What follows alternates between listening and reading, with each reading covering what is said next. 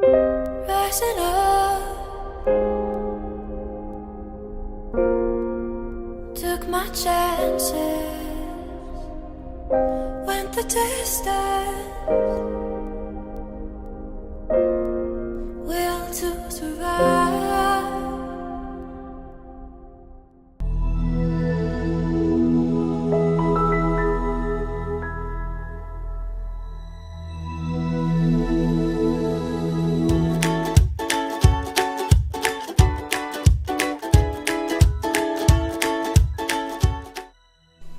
Bonjour à tous et bienvenue dans la deuxième partie de la vidéo tirée de la saga Il était une fois le monde avec Cyril sur Âme Dessine. Alors, ce monde, est-ce un chaos dû au hasard ou est-ce que c'est un chaos de base qui a un ordre intelligent derrière? Qu'est-ce que vous en pensez? Chapitre 1, Création. Ordre ou hasard? La question de l'origine revient toujours à une dualité. Est-ce une spontanéité hasardeuse ou alors plutôt une intelligence organisatrice? Derrière le mur de Planck, certains évoquent Monsieur ou Madame Hasard. Mais toute la structure vibratoire de l'univers, qui est observable dès la première géométrie, c'est-à-dire le tétraèdre, laisse entrevoir une intention, un langage, une intelligence. Merci à Cyril pour toutes ces vidéos et tous les cours de Christologie. Alors un petit rappel bref de la vidéo précédente. Ce langage, qui a donc déjà été évoqué, passe par des fréquences vibratoires, des formes sacrées et une logique mathématique observable dans les structures fondamentales.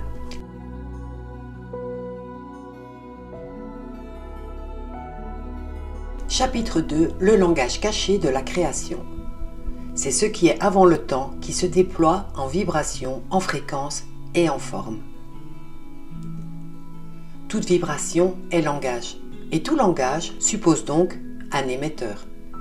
L'onde devient particule, la fréquence devient forme. Ce processus d'émanation révèle un langage géométrique qui structure l'univers à toutes les échelles. Ce langage n'est pas uniquement mathématique, il est poétique, harmonique et vivant. C'est la parole qui devient forme, et cette forme obéit à des nombres sacrés qui sont déjà à l'œuvre dans l'univers dès son origine. Pi, phi, la vitesse de la lumière.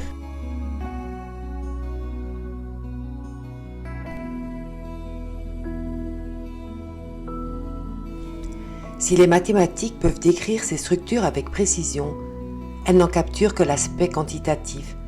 La dimension qualitative, sensible et vivante de ce langage échappe à toute réduction purement analytique.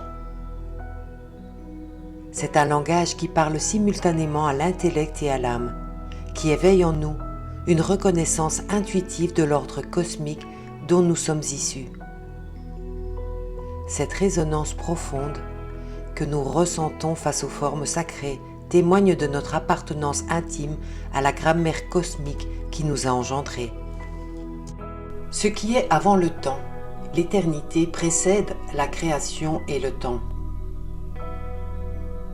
Chapitre 3, Géométrie sacrée, héritage d'un savoir oublié.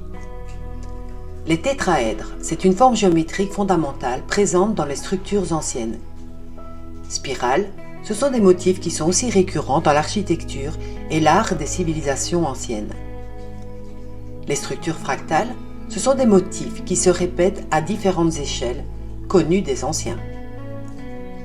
Les tétraèdres, les spirales et les structures fractales ne sont pas des créations modernes.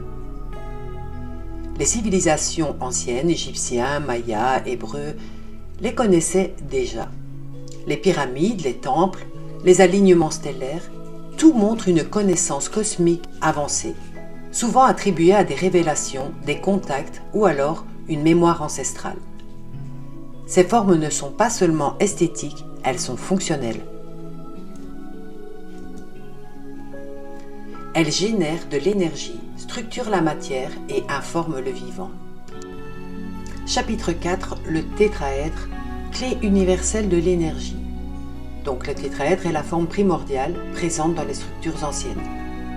La Merkaba, c'est la forme énergétique issue du tétraèdre inscrit dans une sphère. Le cube de Métatron, c'est une géométrie contenant l'arbre de vie kabbalistique.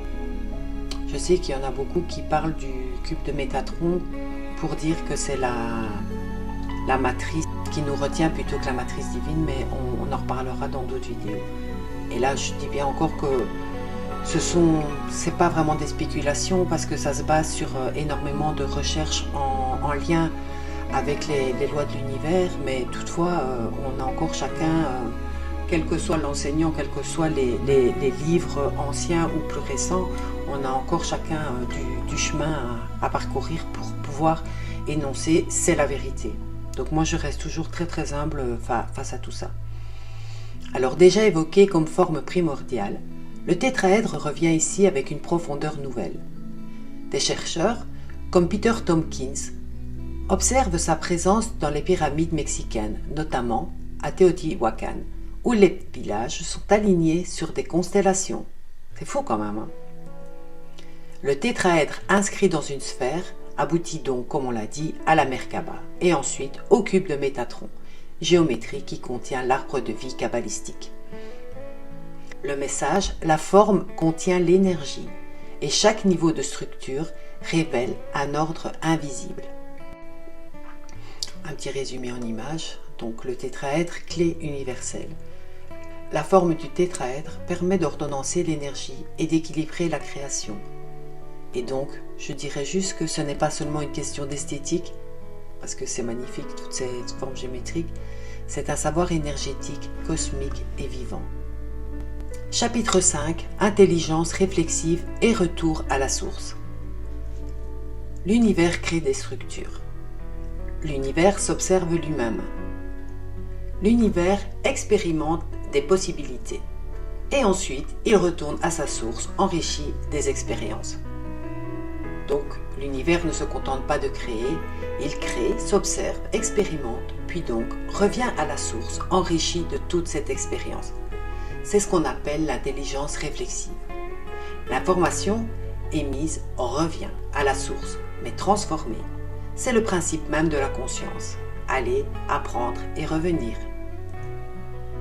Le spin, la spirale de Fibonacci, la croissance exponentielle et non linéaire, tout montre que l'univers est vivant, adaptatif et conscient. La nature, souvent vue comme automatique, est en fait intelligente et même sensible. Cette boucle éternelle, donc de création, d'expérience et de retour, est le fondement donc de cette intelligence réflexive.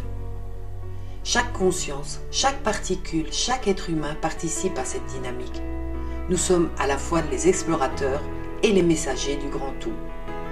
Le cerveau humain, par sa capacité à se questionner et à s'émerveiller, reflète cette intelligence du cosmos qui agit toujours dans un mouvement spiralé, jamais figé, jamais fini. Chapitre 6. La Terre, sphère vivante et consciente. Adama. La Terre-mère vivante selon les traditions. Géométrie sacrée. La Terre inscrite dans une structure tétraédrique. Connaissance maya, maîtrise de la latitude 19°47 et des lois géométriques. Comment est-ce possible, puisqu'ils ne sont pas censés avoir la science que nous avons aujourd'hui. L'autorégulation et conscience supérieure. Donc ça, il s'agit de l'intelligence naturelle. Les Mayas savaient que la Terre était une sphère. Je suis désolée pour les platistes. Inscrite dans une géométrie tétraédrique. Leur connaissance de la latitude 19°47 montre qu'ils maîtrisaient les lois de la géométrie sacrée, appliquées au globe terrestre. Leur vision rejoint celle de nombreuses traditions qui appellent la Terre Adama, la Terre-mère vivante, et non un simple caillou inerte. La matière, la nature, les saisons, les arbres, l'air, tout est codé, cohérent et autorégulé par une conscience supérieure. L'intelligence naturelle est divine dans son principe, même si elle nous paraît mécanique à notre échelle. La Terre, sphère vivante et consciente. Résumé. La Terre n'est pas un simple caillou flottant dans l'espace. Elle respire, elle vibre, elle ressent. Les anciens l'appelaient Adama, Gaïa, Pachamama, des noms qui reconnaissent en elle une âme vivante, une intelligence naturelle en lien avec le cosmos. Les Mayas, comme d'autres civilisations, avaient compris ses points énergétiques, ses géométries internes, sa connexion aux étoiles. Aujourd'hui encore, les scientifiques observent que la planète émet des fréquences, régule ses systèmes et réagit aux intentions humaines. Elle est notre mère, notre partenaire et notre miroir. La respecter, c'est reconnaître sa conscience. Chapitre 7. L'échelle de Kardashev, les niveaux de civilisation. Le type 1 est capable de générer l'énergie de sa planète, par exemple la Terre. Le type 2 est capable de gérer l'énergie de son étoile, le Soleil. Le type 3 maîtrise de l'énergie d'une galaxie. Le type 4 à 10, civilisation intergalactique, interdimensionnelle, jusqu'à omnipotente. Nikolai Kardashev propose donc cette échelle de civilisation basée sur la maîtrise de l'énergie. Nous, êtres humains, ne sommes même pas encore de type 1, c'est pour vous dire. Cette échelle soulève une hypothèse majeure. Le créateur serait une entité de type 4 ou plus.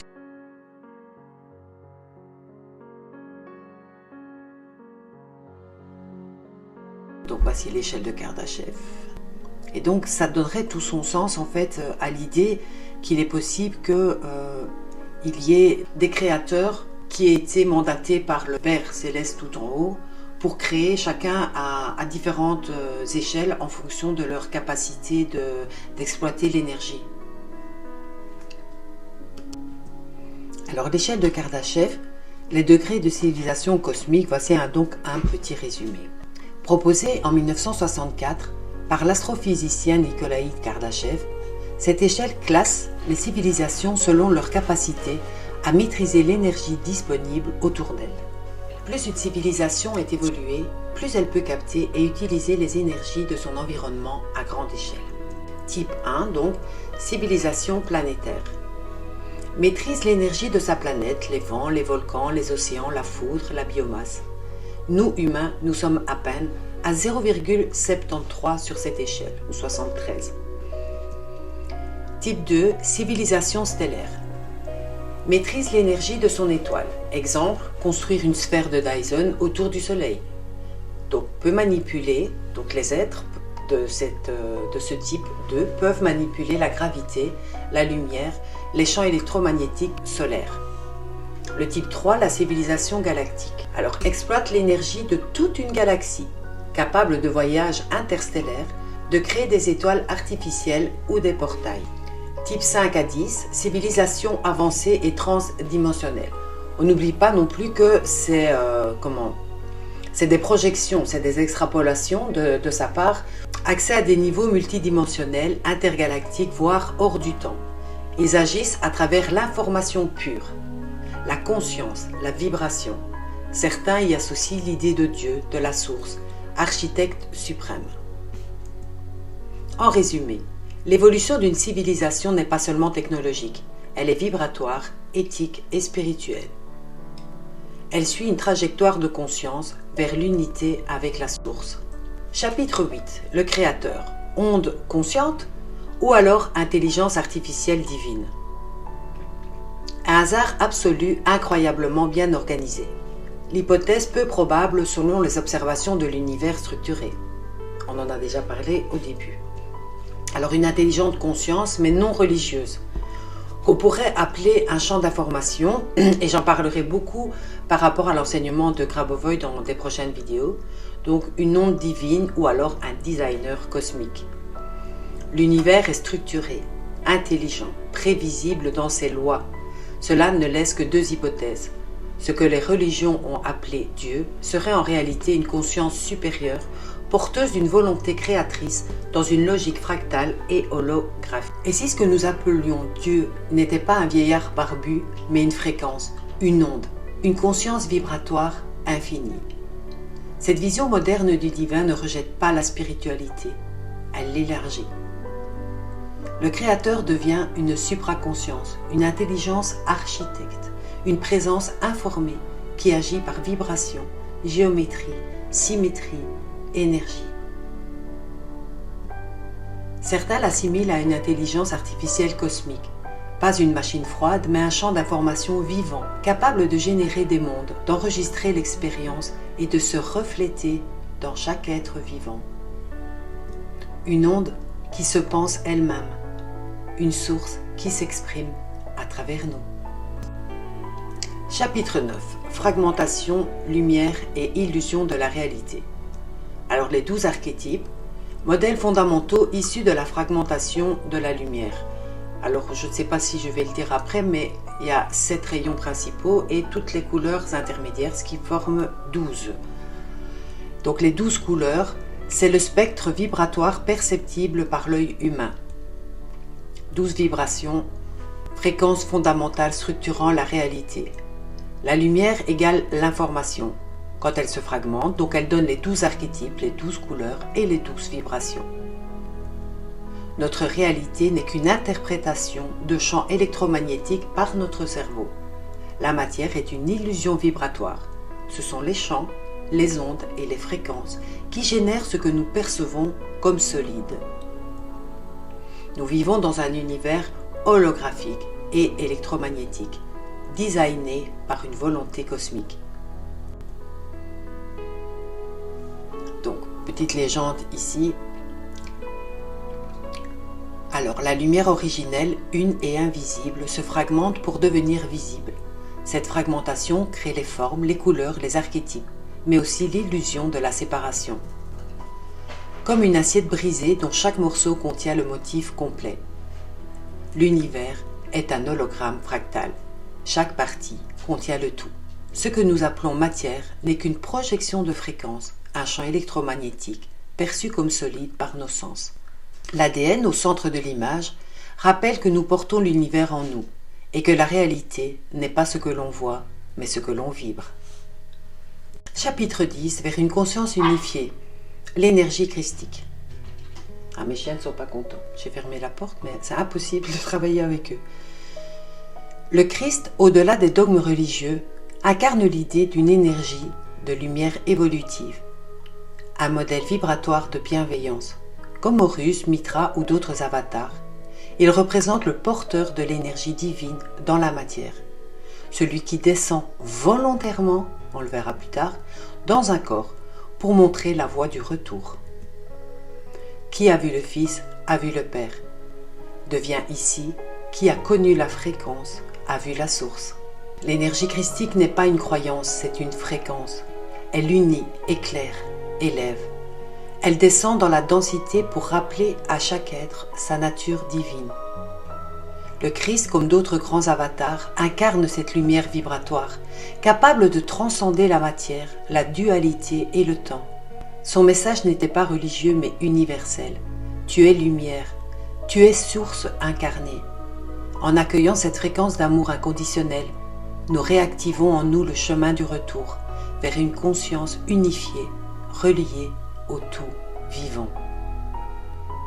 Voilà, j'espère que cette vidéo vous a plu, autant que j'ai du plaisir à la faire, malgré que j'ai du mal un petit peu, j'ai des difficultés avec mes chiens qui courent dans tous les sens, donc j'ai dû l'arrêter plusieurs fois, mais c'est vraiment un sujet hyper passionnant et je remercie toutes les personnes qui font des recherches, tous les créateurs, toutes les personnes qui apportent un petit plus afin d'ouvrir le champ vers cette vérité universelle, en tout cas qui me tient fort à cœur personnellement.